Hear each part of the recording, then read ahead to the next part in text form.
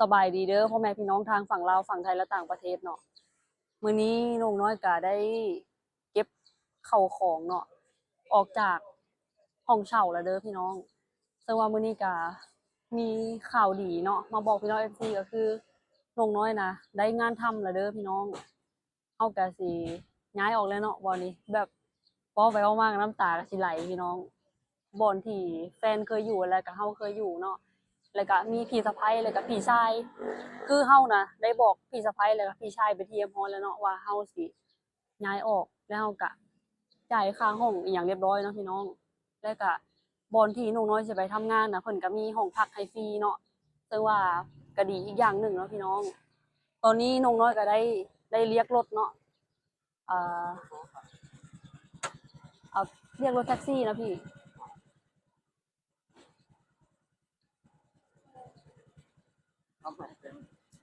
ไปใช่พี่เหรอ น้องน้อยได้เรียกรถเนาะพี่น้องเรียกรถแท็กซี่ผ่านแอปเนาะคือตอนนี้เพิ่นกำลังสิมาเนาะอ่าตอนนี้ก็เป็นเวลาประมาณ6 โมงเย็นเนาะพี่น้องเฮาก็น่าจะไปฮอดพุ่นประมาณ2 ทุ่มครึ่งเนาะหลังจากที่ไปฮอดแล้วก็เฮาก็สิเอาเข้าของเนาะเก็บเข้าไปอยู่ในที่พักเลยแล้วก็มื้ออื่นเช้าแล้วก็ฝึกงานเลยพี่น้องเอ้ยเนาะตอนนี้รถกำลังมาแล้วสิได้ไปเริ่มต้นงานใหม่พี่น้องคืองานแถวนี้เขาคือว่าแหละมันหายากแล้วก็คนก็เพิ่นก็รับเต็มหมดแล้วนะก็เลยว่าจำเป็นต้องได้ย้ายออกเนาะจังใดก็ให้พี่น้อง FC เนาะเป็นกำลังใจให้น้องน้อยเด้อพี่น้องเอ้ยซึ่งว่าต่อไปก็น้องน้อยก็น่าจะบ่ได้ถ่ายคลิปลงคือแต่ก่อนเนาะพี่น้องก็ฝากพี่น้อง FC เนาะเป็นกำลังใจให้โตเกียวแล้วก็เซาซุกเอ้ยหมีเด้อพี่น้องเอ้ยเนาะแต่ใดก็เข้าไปติดตามรับชมได้เนาะพี่น้องซึ่งว่าเป็นงานอีหยังเนาะเดี๋ยวน้องน้อยได้รับบัตร MOU ก่อนเดี๋ยวน้องน้อยสิถ่ายให้เบิ่งเนาะว่าสถานที่ทำงานเป็นจังใดหรือว่าร้านซื้อจังใดเนาะแล้วก็ให้พี่น้อง FC เนาะแบบคันผู้ใดที่อยากมากินหรือว่ามาชิมเนาะร้านอาหารที่น้องน้อยทำอยู่เดี๋ยวต้องรอให้บัตรน้องน้อยออกก่อนเนาะพี่น้องแล้วน้องน้อยสิถ่ายให้เบิ่งเนาะเพราะว่าการเฮ็ดบัตรนี่เจ้าของร้านเพิ่นว่าถ้าเฮาฝึกงานผ่านเนาะเพิ่นก็สิเฮ็ดบัตร MOU ให้เฮาเลยพี่น้องแบบว่าหนึ่งเฮาอยู่ได้เนาะแล้วก็เฮาสามารถเฮ็ดได้นะพี่น้องเอ้ยเนาะเครื่องก็สิมีประมาณนี้เลยพี่น้องนี่1 2 3 4 5เอาไปแต่แบบแนวที่จำเป็นจะมีผ้าห่มแล้วก็มีมุ้งเนาะแล้วก็หมอนพี่น้องเอ้ยแล้วก็เสื้อผ้าที่ใส่ไปทำงานเนาะ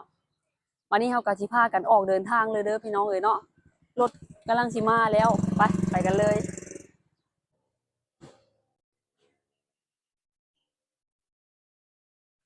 นี่มาถึงแล้วเด้อพี่น้องรถที่เฮาสิขี่ไปเนาะก็คืออันนี้เรียกอยู่ในแอปพี่น้องเอ้ยรถแท็กซี่พี่น้องตอนนี้ก็คือเพิ่นมารับเฮาเรียบร้อยแล้วเนาะแล้วเพิ่นลงรถไปเข้าห้องน้ำพี่น้องเอ้ยนี่มาแล้วรถผัดดับเบิดเลยพี่น้องนี่มอดไปเลยก็คือแบบแอร์ก็บ่เย็นอ้าวแสดงว่ารถคันนี้แบบอัตโนมัติเนาะพี่น้องแต่ว่าเราสามารถเปิดกระจกได้เปิดดูเพิ่นโอเคพอดีแต่เจ้าของไปวิทย์กับรถก็มอดเลยได้พี่น้องเอ้ยรถอันนี้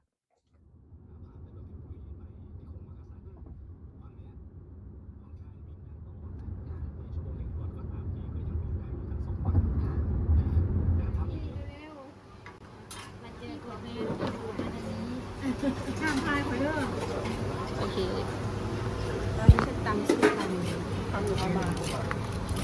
ข้าวบางจ้า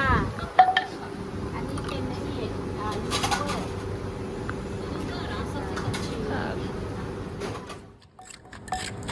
ทูบเบอร์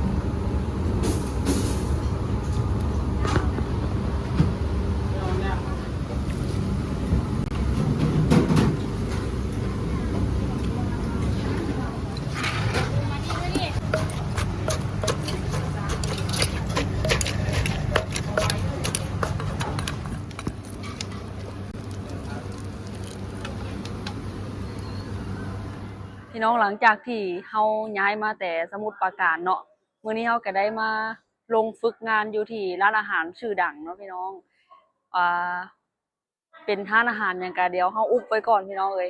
เดี๋ยวเฮาจะมาบอก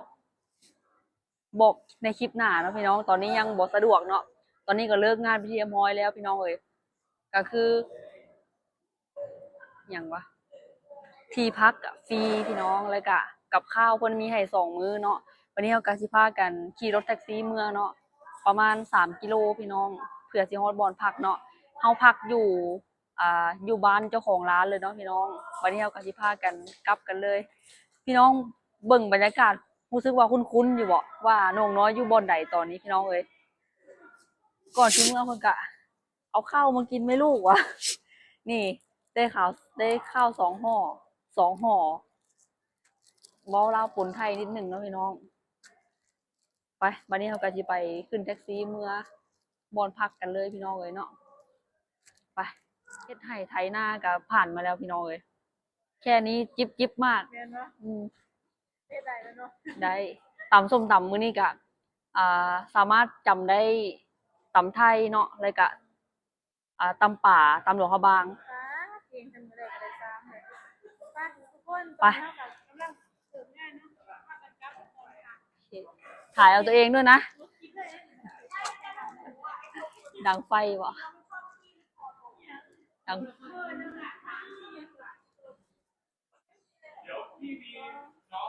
ถ่ายเลยแล้ว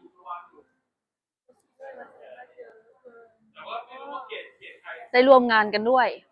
คนบ้านเดียวเฮ้ยเป็นคนบ้านเดียวคนแก๊งเดียวแต่ว่าคนละบ้าน คนละเมืองบ่ เขาอยู่สวรรค์เด้อเธอโอเค อุทุมพรบ่สวรรค์ไม่เก่งสวรรณเขตเลย โอเคงานกับงานเยอะเพราะว่าเวลาที่เราเฮ็ดงานมันก็ค่อนข้างจะยาวแต่ว่าก็สู้เนาะเพื่อมันนี่ยังไงใช่เพื่ออนาคตเพื่อตัวเอโอ้งเสื้อผ้าสวยมากที่รักเอาไหม แต่ว่าถ้าจะเอาขอเซ็นไว้ก่อนนะ เพราะว่าตอนนี้ยังไม่มีตังค์นี่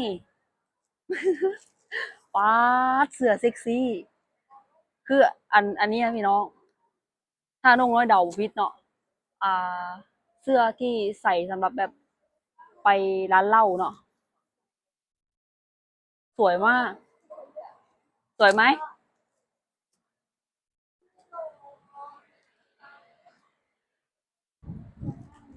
ตอนนี้เป็นเวลา3 ทุ่มแล้ว เอาพี่น้องวันนี้เฮากับสิพากันไปเจอกันอยู่ที่บ่อนพักเลยเนาะไปตอนนี้เรากำลังจะเรียกรถแท็กซี่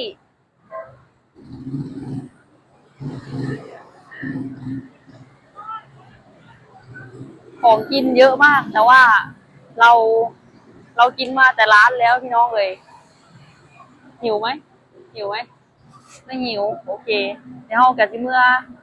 เอ่ออาบน้ำแล้วก็พักผ่อนนะพี่น้องเพื่อน2 คน